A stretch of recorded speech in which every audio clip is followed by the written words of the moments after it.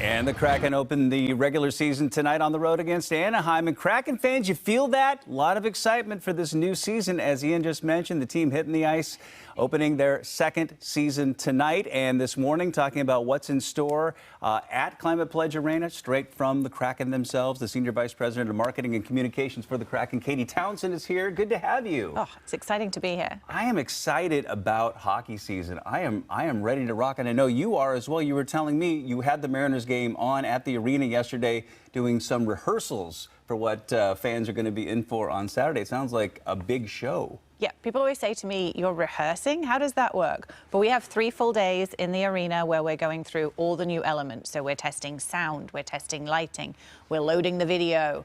We were there last night with our new marching band. So we have a new marching band. We have a marching band. We have a marching band, 32-piece red alert, the color of the Kraken eye. And so they were there last night figuring out where they go, the spaces. I saw the new organ. We have a new organ with a new organist, Ben, and that is now in the bowl. So if you know the arena and you look at the north wall where you have American Express Hall, we've moved the organ down so it's much more part of the show, can build that hockey tradition. Yeah, that is tradition. Yep. I wish they would just do the organ all the time. That's, you know, old school, old-time hockey. We also met the newest member of the team, Bowie, the new mascot. He even stopped by the studio, did a little bit of weather with us, and he is an interesting little troll. Where the heck did Bowie come from, and what has the reaction been to him? Well, Bowie was recommended to us by his uncle, the Fremont Troll. Oh, of course. Lives in the caverns of Climate Pledge Arena. As you can imagine, some people on social feel one way, some feel another, but I would say I think the biggest test is kids are loving Bowie. Yes. And we have sold out of the plushies and the Bowie merchandise. So I am rushing to get more in. Hey, listen, if the Kraken did anything spot on 100% correctly, it is the colors, the logo. I mean, people are buying this stuff up like hotcakes. I understand it's the fastest selling merch in the NHL. Yep, we did really well last year. I'm so grateful for how fans embraced the merchandise, the logo, as you say. New merch coming out this season. We also have a reverse retro jersey.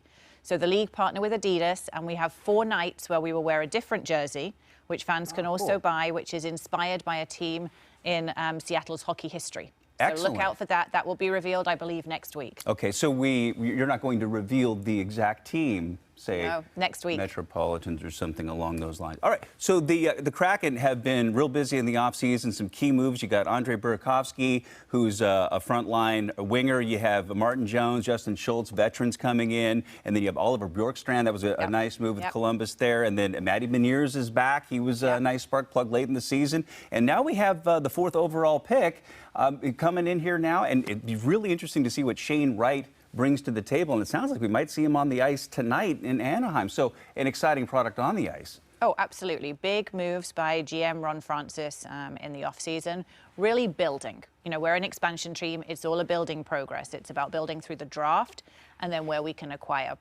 prospects and players. I think Matty and Shane, we describe them as the future of the franchise. There's going to be a lot of growth. You know, Shane, particularly very young. 18. He's not going to be the player now that he is at 23, 24.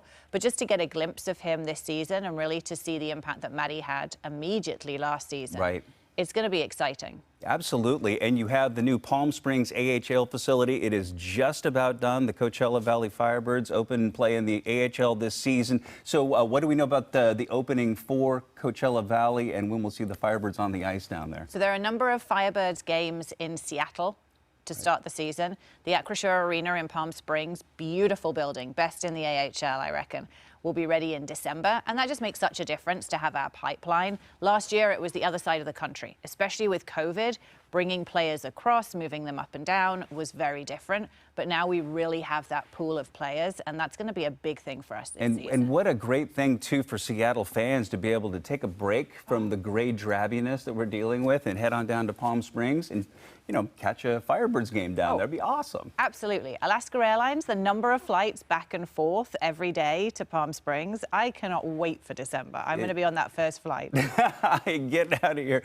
Katie Townsend, thank you so much. We cannot wait for hockey season. Speaking personally there.